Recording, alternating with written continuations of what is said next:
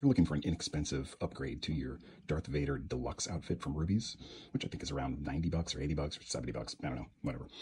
I think mine was 60 something, but that was like 15 years ago. But anyway, so what I did was I stripped out the entire lining and I pulled off the foam pieces. And then I backed them up with cardboard. So first off, these shin guards, I just lined them with cardboard and I used duct tape as a wraparound. Works great, looks great.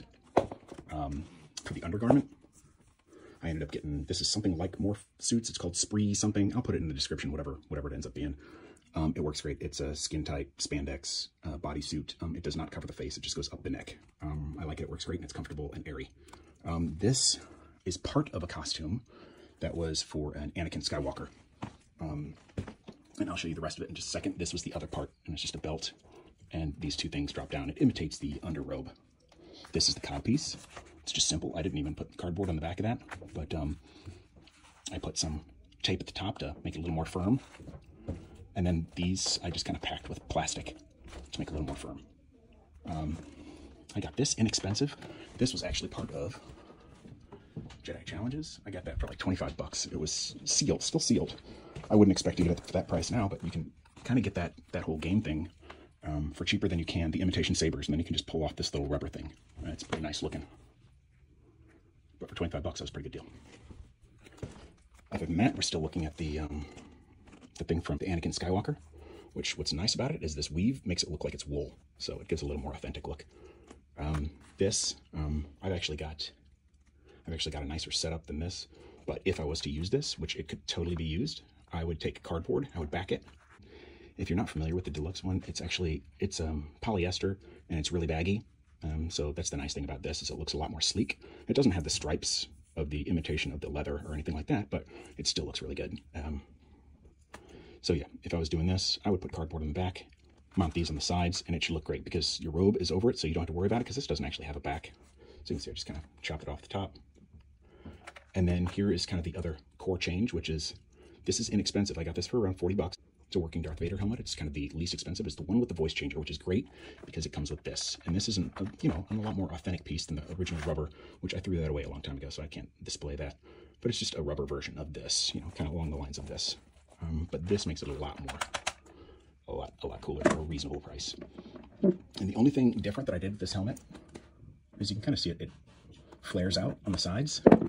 Most of them, when you buy them, have been, I don't know if it's because it came in the box like that, but the sides are all pushed in, where it's squished like this. And that's typically how you'll see them. Sorry, this isn't, but so I just took my heat gun and blasted it for a while and pushed it around something round that wasn't going to melt to get the nice flare on it, because it looks a lot better like that. But so, that was 40 bucks. I paid around 70 bucks for the Deluxe outfit. So 70 bucks plus 40 bucks. Plus 25 bucks, and then just manual labor. Actually, this thing, I don't remember what that was. Maybe it was 30 or 40 bucks, but I didn't use the whole outfit, and that's not a critical piece. You don't need to have that, so you could save another 40 or whatever. So then just pay 40, 70, and whatever you can get this for. And then just do a little manual labor, and you've got a pretty cool looking outfit.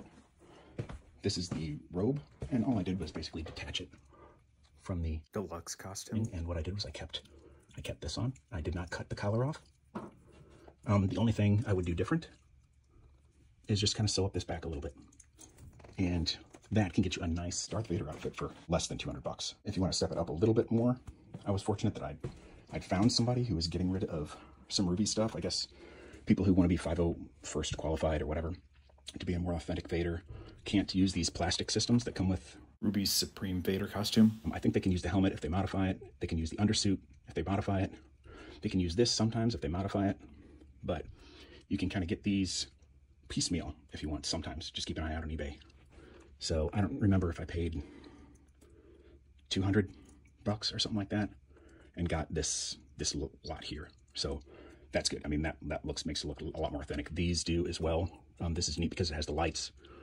And then also, if you want to skip this helmet, which does have the voice box, if you're able to get something like this, then this is the Black Series. This is the second version, the 2020 version or 2022. I don't know, 2021. I don't know, whatever. But it's got the gray gunmetal. But then there's also the other version, which is the black version, but either one. This one has a neck. If you're shorter, the neck could be a problem for you. This one has a short neck. So if you're a shorter person, I'd go for this version, the older Black Series version. Gloves that go with this, what I use are the Incredibles. I bought this, I think it's Rubies made them, and they're really comfy. They're polyester, but they're really thin, and your dexterity is excellent. So I use this with that particular costume. Now, if I wear the fancier undergarment that looks like leather, then I'll wear my leather gloves, which I also got on Amazon, and they were only like 25 bucks or something like that. They're nice looking. You don't have as much dexterity. These are more comfortable. But anyway, with this kind of, if you're doing a deluxe improvement, I just go with this because this matches the material of the rest of the costume. So the Anakin costume I got on Amazon. I don't know if it was 50 bucks, 60 bucks. Anyway, the pants were polyester and cruddy.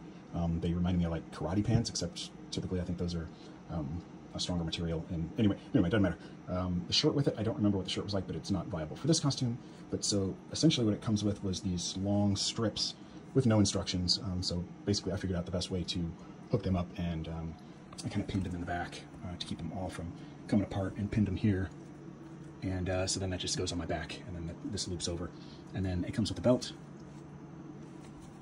And then it has a fake leather overbelt, but of course not useful in this costume. But I use that to secure this, so it comes in nicely and bows out, and then I run the Vader belt across that. And then this is the kind of onesie, and let me just verify on the brand. I put this string on the back. I might have to actually paint it or dye it or something, just so I can zip it up easier. And it's Spree Rise. I really like it. This is the most comfortable. I tried a few different ones. I even got a morph suit. Morph suit, unfortunately, emblazons their logo in bright white on the back of it. That was kind of uncool. I'm not trying to be a billboard for morph suits, although it would be hidden, but this one was the more comfortable one. That's it. But anyway, that's kind of my 2 cents. Hopefully it helped you out a little. If it did, hit that like button. Feel free to subscribe. Take care. I'm out.